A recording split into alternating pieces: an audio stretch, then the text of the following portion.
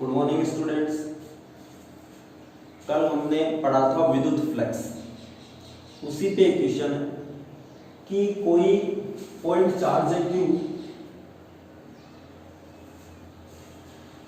और इस point charge के कारण ये R त्रिज्या का कोई गोला है। इस R त्रिज्या के गोले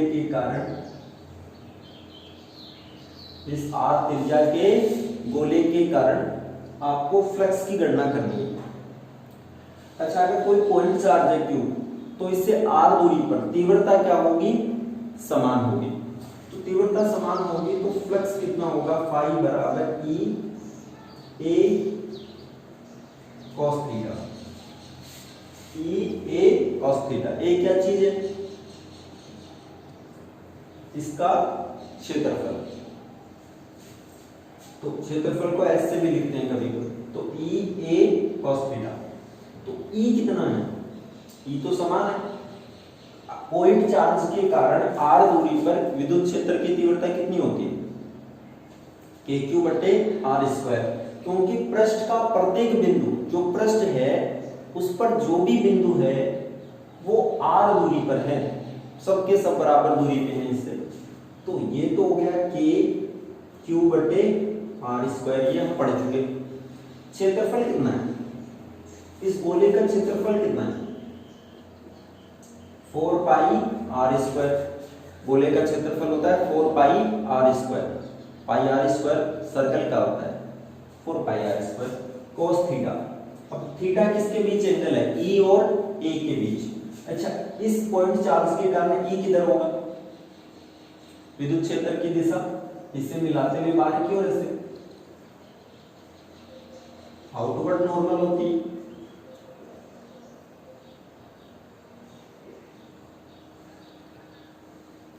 अच्छा, तो फिर A की दिशा किधर है? A भी किधर होता है? Outward normal. A भी इधर है, E भी इधर है और A भी इधर है। हर पॉइंट पर ऐसा ही है, क्योंकि विद्युत क्षेत्र की दिशा किधर होती है? आउटवर्ड नॉर्मल, मतलब सेंटर से उस पॉइंट को मिलाते हुए। और विद्युत क्षेत्र की दिशा वही Q चार्ज को पॉइंट से मिलाते हुए। तो दोनों की डायरेक्शन सेम है, तो cos थीटा की जगह कितना आ जाएगा? 0। cos 0 का मान 1। अच्छा, k की जगह क्या लिख सकते हैं? 1/4 पाई एप्सिलॉन Q बटे R स्क्वायर। 4 पाई R स्क्वायर इंटू 1। 4 पाई से 4 पाई गया, R स्क्वायर से R स्क्वायर गया, कितना बचा? Q बटे एप्सिलॉन। कितना बच गया? Q बटे एप्सिलॉन। तो जो फ्लक्स आया, जो इस गोले से बाहर निकलेगा, वो कितना है? Q बटे एप्सिलॉन। क्या इस सूत्र को देखकर ये पता चल सकता है कि अगर त्रिज्या को बढ़ा दिया जाए तो फ्लक्स कितना जाएगा? भाई यहाँ पे R आ ही नहीं रहा, इसका मतलब R से इंडिपेंडेंट है, मतलब गोला कितना भी बढ़ा दे तो फ्लक्स तो समान ही जाएगा। क्यों जाएगा? मान लो ये पॉइंट चार्ज है, ये गोला और ये गोला, दो इमेजिनरी गोले मानते हैं। ये गोले हैं, सर्कल नहीं है, पूरा गोला है। तो मान लो इससे विद्युत बल रेखाएं, ऐसे विद्युत बल रेखाएं बाहर निकलती है Q चार्ज से। तो ध्यान से देखो,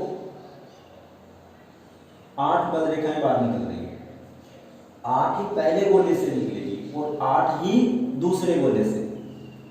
अगर यहां से 8 बल रेखाएं चलती है तो पहले गोले को कितनी क्रॉस करेगी? 8। दूसरे को भी कितनी करेगी? 8। तो फ्लक्स तो दोनों के लिए सेम हुआ। फ्लक्स मतलब विद्युत बल रेखाओं की संख्या, तो फ्लक्स दोनों के लिए सेम है। इसका मतलब गोला कितना भी बड़ा मान लो, फ्लक्स तो उतना ही जाएगा। तो जो फ्लक्स है वो गोले पर डिपेंड नहीं करता, आकार पे डिपेंड नहीं करता। अब क्या इसे देखकर ये पता चल सकता है कि ये हमने गोले के लिए निकाला है, क्योंकि इसमें R नहीं है भाई। अब मान लो ये गोले थे दो, मैं इसे ऐसे ढंग से बंद कर दूं,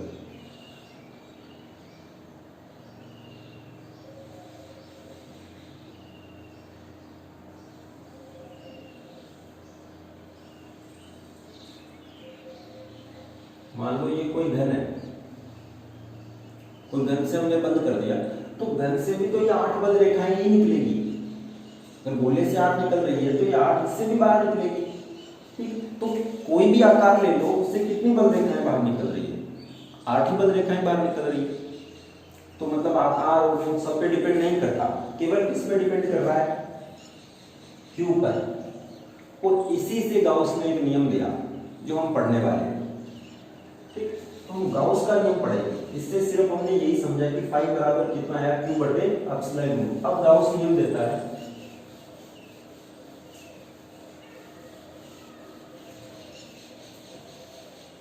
गाउस का नियम।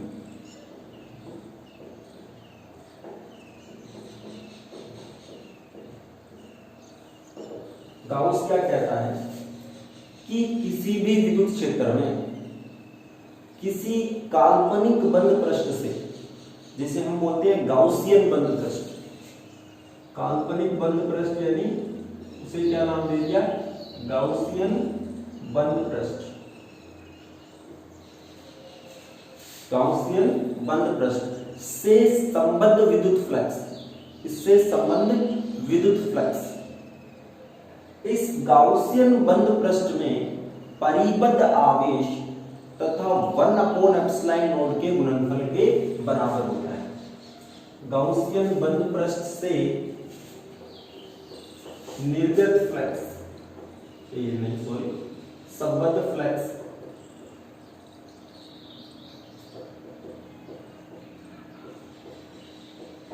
किसके बराबर होता है?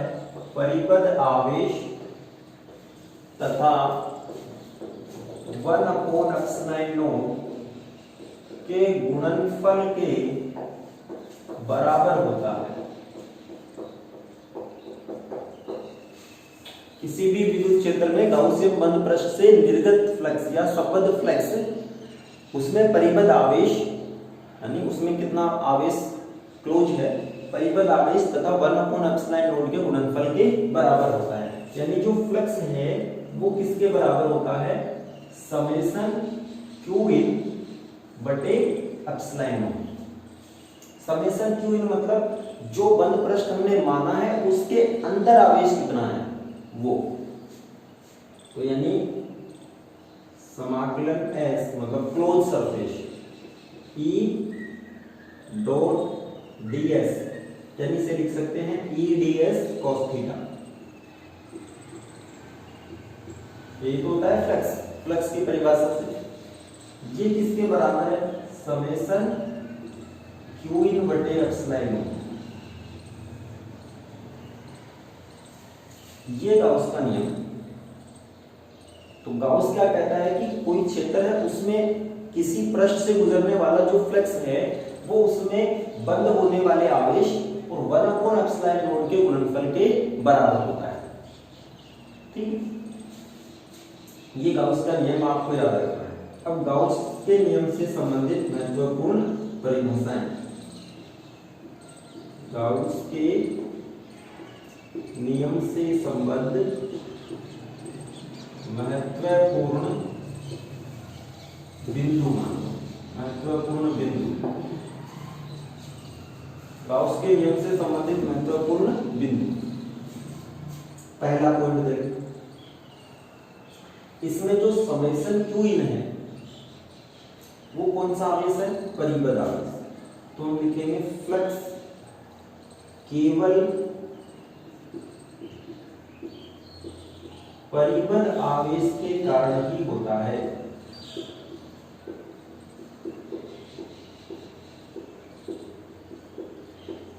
जो फ्लक्स होता है वो केवल परिबद्ध आवेश के कारण ही होता है। इस लाइन का मतलब समझो। मान लो ये कोई क्लोज सरफेस है और यहां चार्ज कितना है? Q है। ठीक, तो ये Q1 मान लो, तो इसके कारण कितना फ्लक्स होगा? Q1 बटे एप्सिलॉन नॉट। इसके कारण कितना फ्लक्स होगा? Q1 बटे एप्सिलॉन नॉट। अब मान लो कोई Q यहां है, जिसके कारण इसके अंदर या इससे संबंध फ्लक्स कितना होगा, 0, क्योंकि बाहर अगर चार्ज है तो उसके कारण फ्लक्स नहीं होगा। तो नहीं होगा क्योंकि इससे जो बल रेखाएं इधर जाएगी, जितनी बल रेखाएं घुसेगी उतनी बाहर निकल जाएगी, जितनी घुसेगी उतनी बाहर निकल जाएगी, इसलिए इसका फ्लक्स कितना होगा, 0। तो जो बाहर रखा चार्ज है उसके कारण फ्लक्स कितना होता है, 0 होता है। अच्छा मैं ऐसे मान लो ये कोई सरफेस है, इसमें ये है Q1, ये है Q2 और ये है Q3। तो बताइए इस पृष्ठ से संबंध फ्लक्स कितना होगा। तो कितना फ्लक्स होगा, फ्लक्स फाई बराबर होगा Q1 प्लस Q2 बटे एप्सिलॉन नॉट। Q3 के कारण फ्लक्स कितना होगा, 0 होगा। फ्लक्स 0 होगा लेकिन विद्युत क्षेत्र की तीव्रता 0 नहीं होगी। जैसे मान लो मैं आपको कहूं Q1 के कारण कितना फ्लक्स होगा, Q1 के कारण, तो Q1 के कारण कितना फ्लक्स होता है, Q1 बटे एप्सिलॉन नॉट, यानी Q1 के कारण यहां तीव्रता कितनी मान ली, जो सरफेस है उस पे कितनी तीव्रता मान ली, E1। तो इसका मतलब E1 डॉट ds ऐसे लिख लेते हैं, E1 सदिश डॉट ds सदिश कितना हो गया, Q1 बटे एप्सिलॉन नॉट। ये क्या चीज है, Q1 के कारण फ्लक्स, Q2 के कारण फ्लक्स, तो Q2 के कारण जो फ्लक्स है E2 सदिश डॉट ds सदिश बराबर Q2 बटे एप्सिलॉन नॉट। E2 क्या चीज है, इस Q2 के कारण इस सरफेस पर तीव्रता। Q3 क्या है, तो Q3 के कारण फ्लक्स कितना आएगा, E3 डॉट ds सदिश बराबर Q3 बटे 0, क्योंकि ये तो बाहर है और जो बाहर है उसके कारण फ्लक्स कितना होगा, 0 होगा। अच्छा इसके कारण इस बिंदु पर या इस सरफेस पे क्या तीव्रता 0 होगी, नहीं। फ्लक्स 0 होने का मतलब तीव्रता 0 नहीं है, ये जरूरी नहीं कि तीव्रता 0 हो, इसके कारण इस पे तीव्रता तो होगी, तीव्रता 0 नहीं होगी। तीव्रता कितनी है, E3 है, तो E3 डॉट ds बराबर कितना हो गया, 0। अब इन सबको जोड़ दो, सबको जोड़ दे तो क्या बनेगा, ध्यान से देखो, ये वन पृष्ठ सबको जोड़ देते हैं, E1 सदिश प्लस E2 सदिश प्लस E3 सदिश डॉट ds सदिश बराबर Q1 प्लस Q2 बटे एप्सिलॉन नॉट। अब Q1 प्लस Q2 बटे एप्सिलॉन नॉट, ये तो फ्लक्स है टोटल फ्लक्स ये रहा, E1 plus E2 plus E3 सदिश डॉट ds बराबर इतना। इसका मतलब जो सूत्र में E आता है, जो सूत्र में E है वो सब आवेशों के कारण है, अंदर रखे आवेशों के कारण और बाहर रखे आवेशों के कारण, भूलना नहीं है इसे। E सभी के कारण होता है और Q केवल अंदर रखे आवेशों को ही लिया जाता है। गाउस नियम की विशेषता है, Q किसके कारण, जो परिबद्ध आवेश है, Q वो लेंगे जो केवल अंदर है। E सब आवेशों के कारण है, Q अंदर रखे आवेशों के कारण भी और बाहर रखे आवेशों के कारण, ये याद रखना है। जब आप ये लिखते हो E सदिश डॉट ds सदिश बराबर समेशन Q बटे एप्सिलॉन नॉट, तो ये तो परिबद्ध आवेश है, लेकिन ये जो E है वो सबके कारण है, बाहर रखे और अंदर रखे आवेशों के कारण, दोनों के कारण, ठीक है। तो इसका जो दूसरा महत्वपूर्ण बिंदु है वो ये है कि यहां जो विद्युत क्षेत्र की तीव्रता है, विद्युत क्षेत्र की तीव्रता वो सभी आवेशों के कारण है और फ्लक्स केवल किसके कारण है, अंदर रखे आवेशों के कारण। फ्लक्स केवल अंदर रखे आवेशों के कारण है, तीव्रता सभी आवेशों के कारण है। तीसरा पॉइंट, जो गाउसियन पृष्ठ है, गाउसियन बंद पृष्ठ, वो एक्चुअल में क्या है, काल्पनिक बंद पृष्ठ है।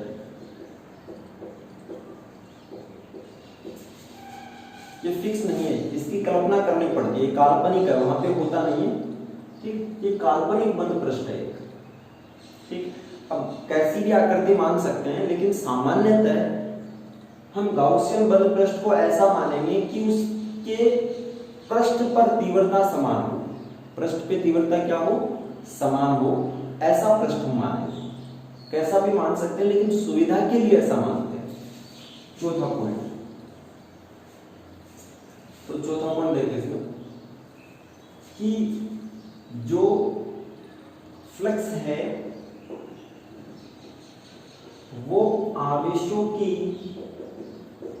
स्थिति पर निर्भर नहीं करता, आवेशों की स्थिति पर निर्भर नहीं करता। जैसे मान लो ये दो है, यहाँ Q1 है और यहाँ कितना है, Q2 है, तो इससे जाने वाला फ्लक्स कितना होगा, Q1 प्लस Q2 बटे एप्सिलॉन नॉट। ऐसे मान लो ये है सेम, लेकिन इसमें Q1 यहाँ है Q2 यहाँ है, दोनों पास पास, तब भी फ्लक्स कितना होगा, Q1 प्लस Q2 बटे एप्सिलॉन नॉट। ठीक, इसके कारण फ्लक्स कितना होगा, Q1 बटे एप्सिलॉन नॉट, और इसे यहाँ रख देते हैं, तब भी फ्लक्स कितना होगा, Q1 बटे एप्सिलॉन नॉट ही होगा। ठीक है, अब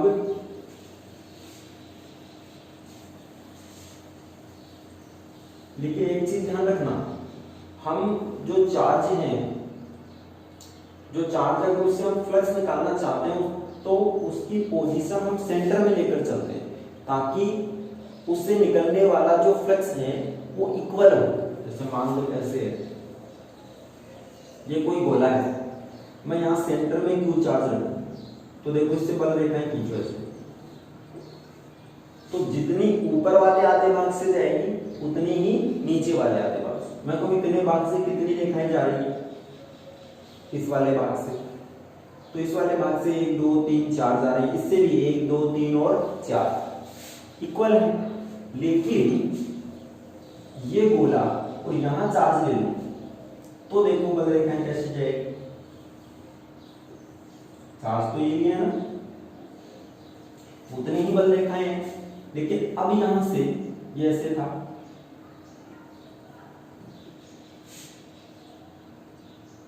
बताइए आधे गोले से कितनी जा रही है, इधर से तो 2 जा रही है, इधर से ज्यादा जा रही है। तो हम जब भी लेंगे तो चार्ज को कैसा लेंगे, सेंटर में लेके चलेंगे, ताकि जो फ्लक्स है वो इक्वल डिवाइड हो जाए। फर्क नहीं पड़ता पूरे गोले से कितना जाएगा, वो तो उतना ही जा रहा है पूरे गोले से, 8 बल रेखाएं जा रही है, इधर भी 8 जा रही है, उसमें कोई चेंज नहीं आने वाला। लेकिन सिमेट्री के अंदर चेंज आएगा, सममिति से आवेश नहीं निकलेगा, ये सममिति से फ्लक्स नहीं निकलेगा। पांचवा पॉइंट देखें, जो फ्लक्स है वो आवेशों के वितरण पर निर्भर नहीं करता।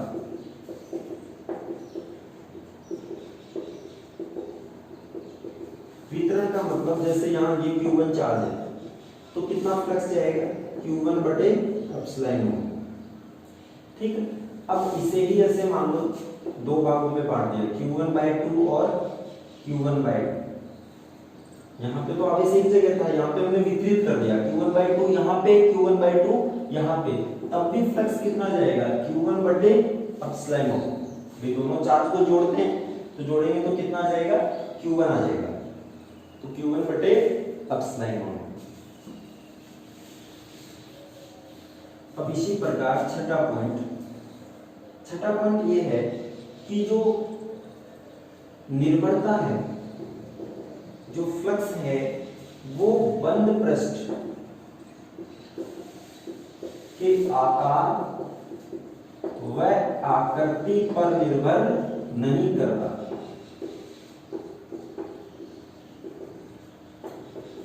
कैसा भी हो, चाहे गोला हो, चाहे घन हो, चाहे घनाभ हो, फ्लक्स उतना ही जाएगा, समेशन क्यू इन बटे एप्सिलॉन हो।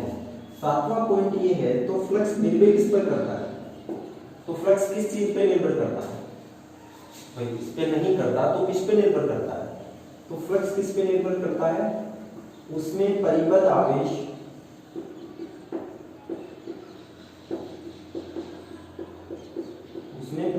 आवेश के परिमाण, उसकी प्रकृति कि वो प्लस है कि माइनस, प्लस है तो बाहर जाएगा, है ना, पॉजिटिव है तो बाहर जाएगा, नेगेटिव है तो अंदर आएगा, और माध्यम की प्रकृति, क्योंकि समेशन क्यू इन बटे एप्सिलॉन नोड, तो जो एप्सिलॉन नोड है वो माध्यम को शो कर रहा है, तो माध्यम की प्रकृति या माध्यम पर भी लिख सकते हो। ठीक है, अगला पॉइंट, जो गाउस नियम है वो कूलॉम नियम से अधिक व्यापक है, कूलॉम नियम से अधिक व्यापक है। अधिक व्यापक क्यों है, क्योंकि कूलॉम नियम केवल स्थिर आवेशों के लिए वैध है, जब आवेश स्थिर होगा तभी लागू कर सकते हैं। गाउस नियम अगर आवेश गतिशील है तो भी लागू कर सकते हैं। अगर कोई ये है, इसमें ये Q1 है, तो फ्लक्स कितना जाएगा, Q1 बटे एप्सिलॉन नोट। अब ये इसके अंदर दौड़ने लग जाए, जो ये बंद पृष्ठ है इसमें दौड़ रहा हो तो भी फ्लक्स कितना होगा, Q1 बटे एप्सिलॉन नोट, इसलिए ये अधिक व्यापक है। और नौवां पॉइंट ये है कि गाउस नियम उन्हीं क्षेत्रों पे लागू होता है जो व्युत्क्रम वर्ग नियम का पालन करते हैं। व्युत्क्रम वर्ग मतलब क्षेत्र अगर दूरी के व्युत्क्रम के, दूरी के वर्ग के व्युत्क्रम के बराबर है, यानी E जो है वो 1/r² के समानुपाती है, तभी ये लागू होता है। ये पॉइंट आपको याद रखना है। अच्छा, ये ऐसा ही क्यों होता है, अगर r² नहीं हो तो ये लागू नहीं होता। क्यों नहीं होता, देखो ध्यान से देखो। मान लो ये कोई पृष्ठ है, ठीक है, ये गोला है, ये मान लेते हैं, और ये कोई Q चार्ज है। इस Q चार्ज के कारण इस पे जो तीव्रता है वो मैंने मान ली कि C/r⁴ है। r की पावर होता है kq बटे r² है, लेकिन हमने मान लिया कि E बराबर कितना है, C/r⁴n। इतना आवेश होता तो क्या होता, ये चेक करना चाहते हैं।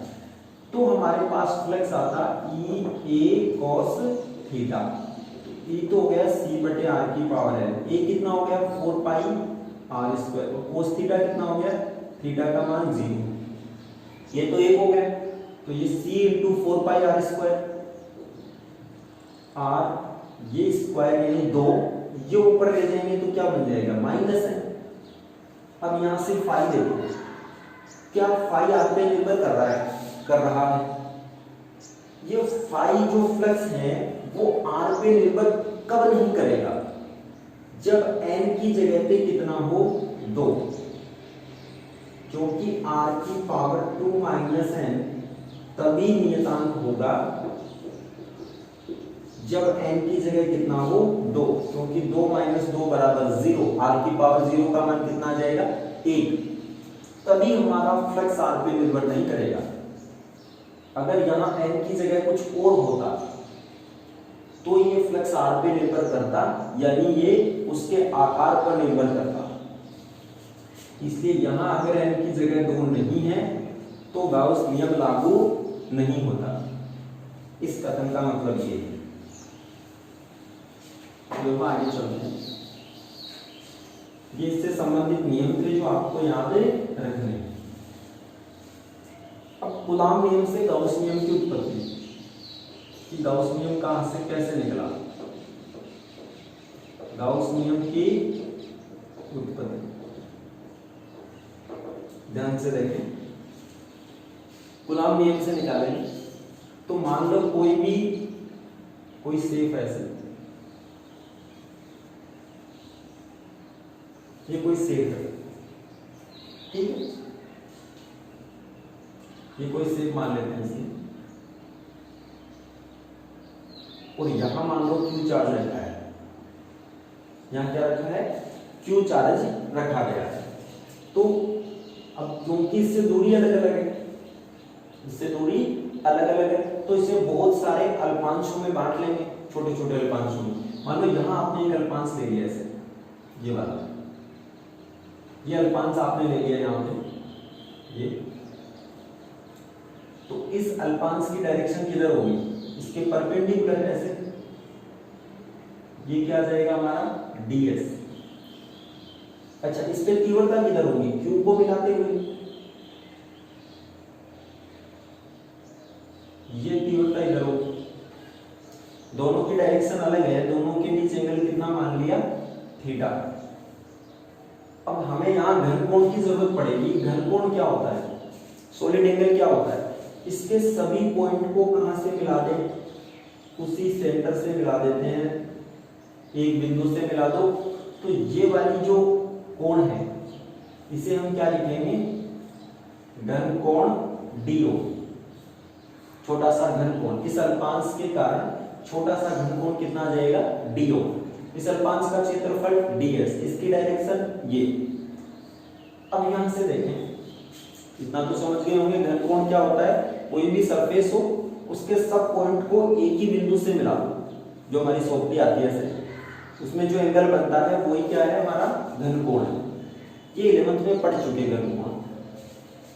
अब हमें इससे निकलने वाला फ्लक्स निकालना है, इस छोटे से क्षेत्रफल से। तो फ्लक्स की जो सूत्र है वो क्या है, इससे जाने वाला छोटा सा फ्लक्स d फाई, क्योंकि हमने छोटा सा क्षेत्रफल माना है, तो d फाई कितना होगा, E ds cos थीटा, यही होता है। अब E कितना है, इस बिंदु पर, मान लो ये बिंदु यहां से r दूरी पर है, Q पॉइंट से r दूरी पर ये क्षेत्रफल है, तो इस क्षेत्रफल पे ds पे तीव्रता कितनी होगी, kq बटे r स्क्वायर। तो जो E है वो कितना हो जाएगा, इस छोटे से क्षेत्रफल पे कांस्टेंट हो जाएगा kq बटे r स्क्वायर, तो ये आ जाएगा ds cos थीटा। मान लो क्षेत्रफल यहाँ हो, ये जो छोटा सा टुकड़ा यहाँ होगा, तो इस E में क्या चेंज आता है, ये R चेंज हो जाती है ना। प्रत्येक अल्पांश इस पॉइंट से भिन्न दूरी पर हो सकता है, इसका मतलब ये R जो है वो वेरिएबल है, कांस्टेंट नहीं है। अब देखें ये d फाई है, ये d फाई है, इस छोटे से क्षेत्रफल से पार होने वाला फ्लक्स। यहाँ पे E कितना है, यहाँ लिख देता हूं kq बटे r स्क्वायर। अब टोटल फ्लक्स निकालना चाहें, तो टोटल फ्लक्स निकालना चाहें तो वो क्या होगा, समाकलन, पूरे क्षेत्रफल के साथ समाकलन, तो समाकलन kq तो आ जाएगा बाहर, अंदर क्या रह गया, ds cos थीटा बटे r स्क्वायर। ये सूत्र कहीं पढ़ा है, ds cos थीटा बटे r square, ds cos theta बटे r स्क्वायर, ये घनकोण में आता है, सॉलिड एंगल, सॉलिड एंगल का ये तो सूत्र है, d बराबर ds cos थीटा बटे r स्क्वायर। तो फाई बराबर k q, ये बंद पृष्ठ और ये क्या आ जाएगा, छोटा सा solid angle do, ds cos theta बटे r स्क्वायर, तो ये छोटा सा घनकोण हो जाएगा do। अब क्योंकि हमें पूरे के कारण निकालना है, तो जब पृष्ठ बंद हो, पूरा पृष्ठ बंद हो जाए, ऐसे घूम जाए पूरा, ठीक है, तो d ओम कितना हो जाएगा, एक बंद पृष्ठ का घनकोण हमने ग्रंथ में लिखाया है, कोई गोला है, बंद पृष्ठ है, उसका घनकोण कितना होता है, 4 पाई। तो फाई बराबर k q इंटू 4 पाई। अब k का मान रखो, तो फाई बराबर k का मान कितना है, 1/4 pi epsilon not Q into 4 पाई, 4 पाई से 4 पाई कट गया तो फाई बराबर Q बटे एप्सिलॉन। और यही क्या है, गाउस का नियम। तो कूलॉम नियम से गाउस नियम निकाल दिया हमने। किया क्या, छोटा सा अल्पांश माना, उसमें Q चार्ज रखा, ठीक है, उसके कारण डायरेक्शन निकाली ds। ये सरफेस देखो छोटा सा ऐसे है, इससे परपेंडिकुलर, ठीक है। अब ये E कितना होगा इस पे, तो E तो होगा KQ बटे R स्क्वायर, क्योंकि R दूरी पर है, और इसके कारण डायरेक्शन किधर होगी, इसे मिलाते हुए लंबवत बाहर की ओर, तो ऐसे मिला दो, इस पॉइंट से मिलाते हुए बाहर की ओर, तो थीटा आ जाएगा। फिर आपको ये सूत्र लगाना डी फाई ds cos थीटा, E का मान रख दिया, फिर समाकलन कर दो तो ds cos थीटा बटे R स्क्वायर क्या बन जाएगा, घनकोण। घनकोण का मान कितना होता है, अगर बंद है तो कितना होगा 4 पाई, 4 पाई मान रख दो तो ये आ जाएगा, ठीक। अब उसके बाद में एक छोटा सा क्वेश्चन जो आपको सोल्व करना है। क्वेश्चन ये है कि मान लो ये कोई गोला है, ऐसे आधा गोला, ये क्या है, आधा गोला है, और इसके सेंटर पे यहाँ Q चार्ज रखा है। इससे कितना फ्लक्स बाहर जाएगा ये निकालना है। इसी प्रकार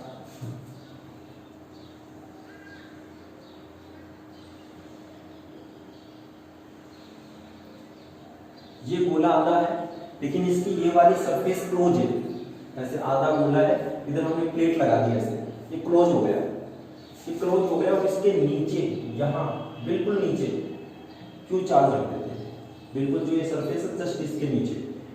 और ऐसा ही हाफ सर्कल जो कि बंद है, बिल्कुल बंद है, जस्ट इसके ऊपर यहाँ पे Q चार्ज रख देते हैं, जस्ट ऊपर है, सेंटर पे ही मान लो आप।